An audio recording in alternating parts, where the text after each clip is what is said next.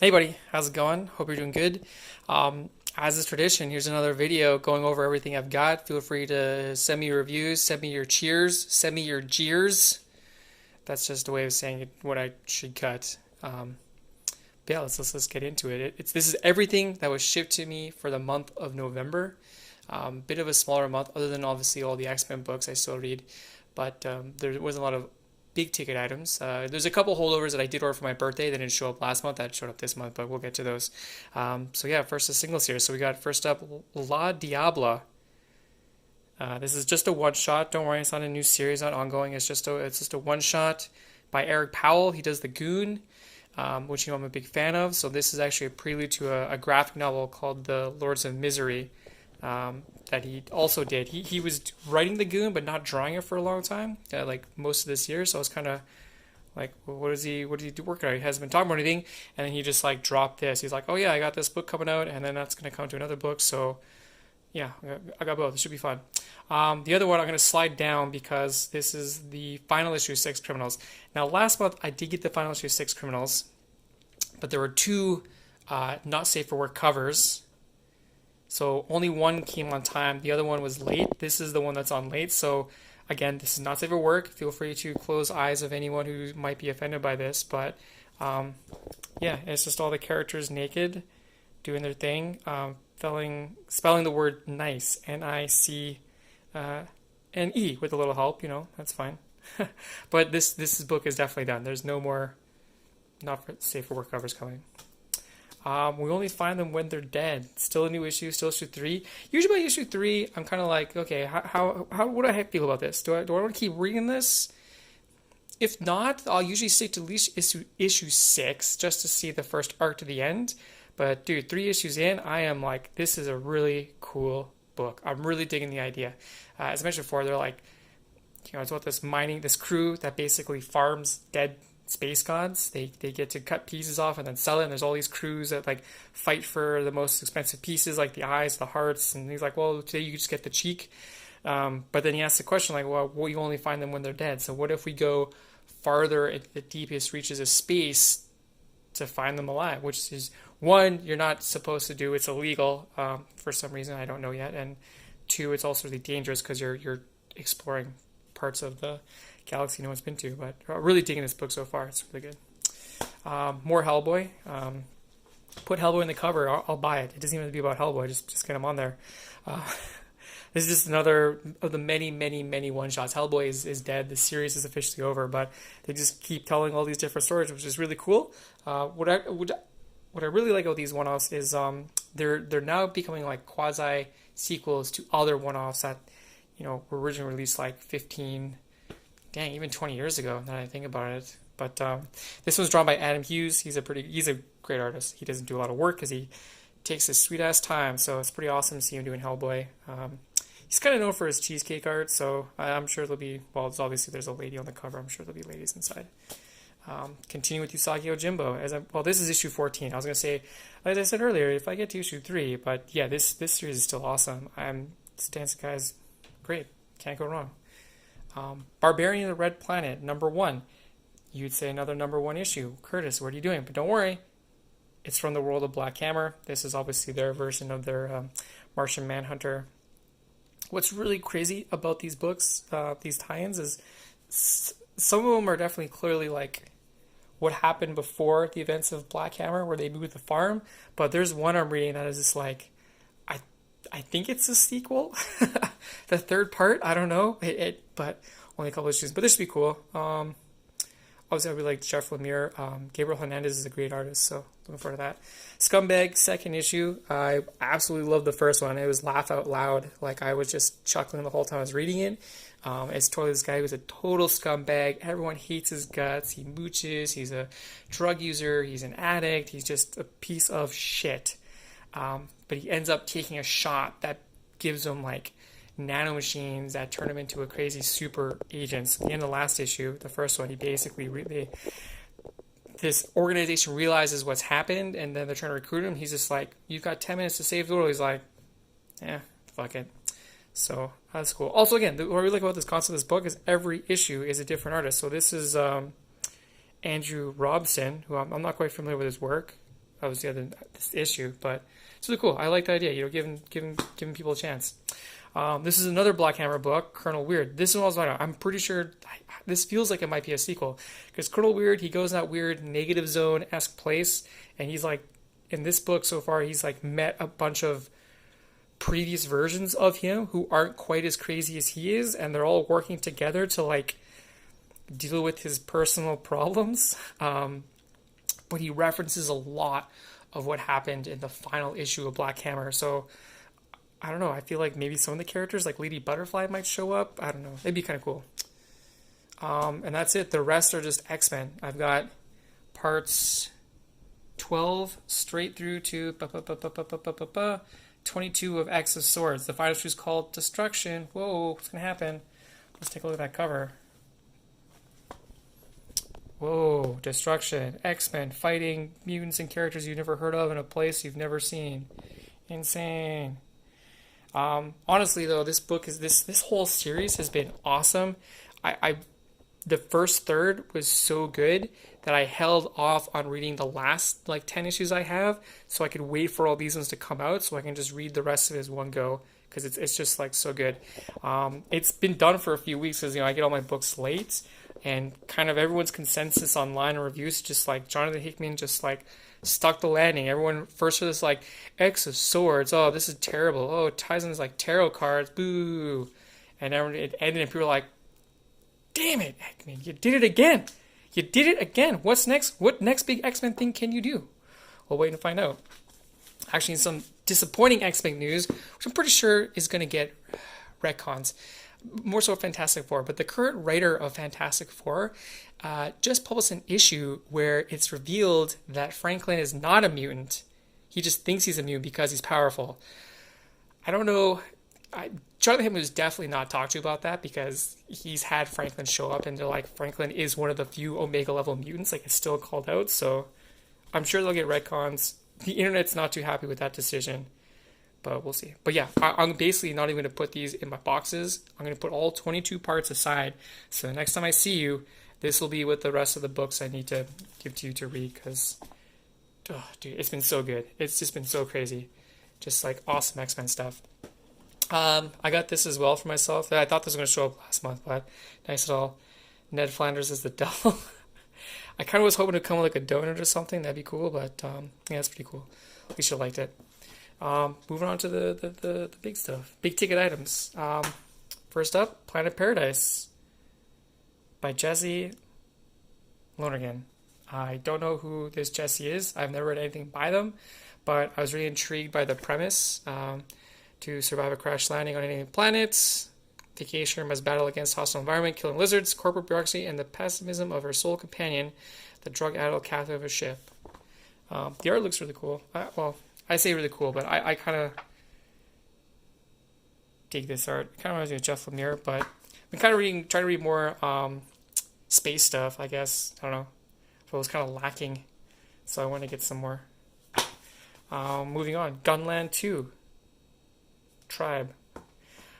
I definitely got the first one of this a few months ago. I think I showed off. I was like, I don't know what this is, and it's got cowboys and dinosaurs. It is way cooler than that. It's got cowboys and dinosaurs and alien technology and mystic alien technology and mystic aliens, lost civilizations, and this crazy prodigy kid. Well, so far prodigy, probably not, but I basically read the first volume knowing nothing going in. I did not put it down. I just read the whole thing in one go, and I was just, as soon as I was done, I was like, when can I get volume 2? This is really cool. And it's, well, I'd say kid-friendly. It's young adults. Like, I guess teenagers could read this, but I would say teenagers read most books I get. Moving on. Paper Girls, Volume 3, the final volume, collects everything.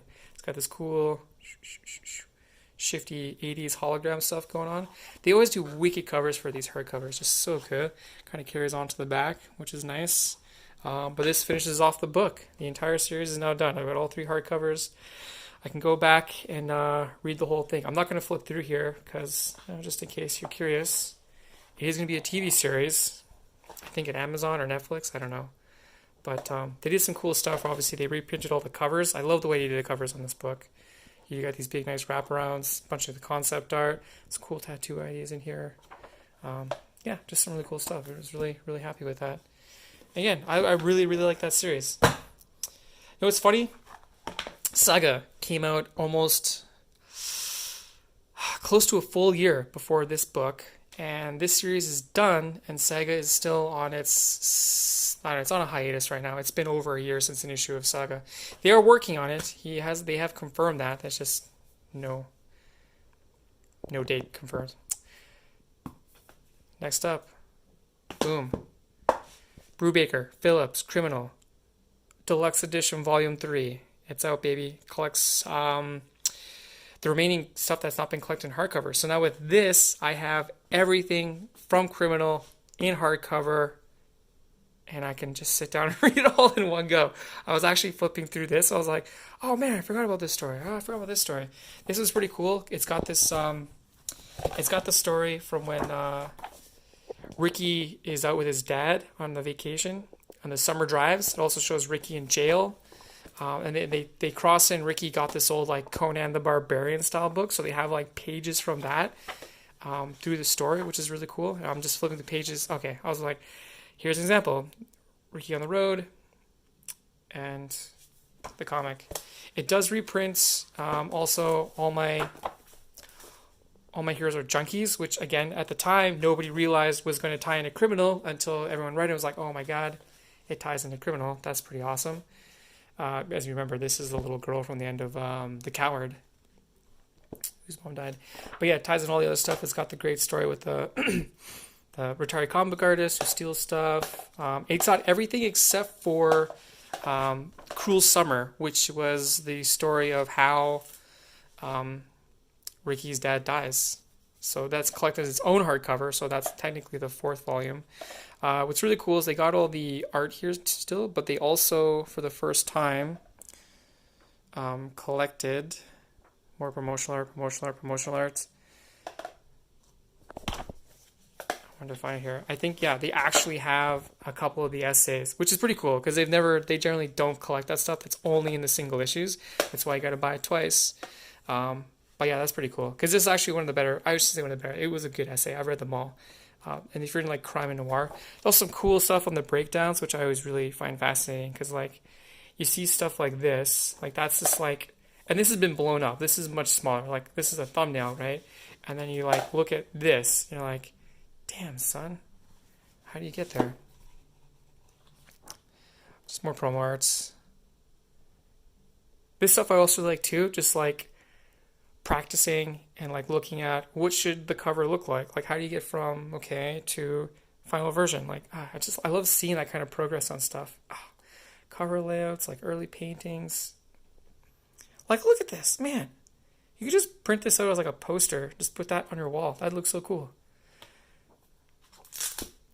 Yeah.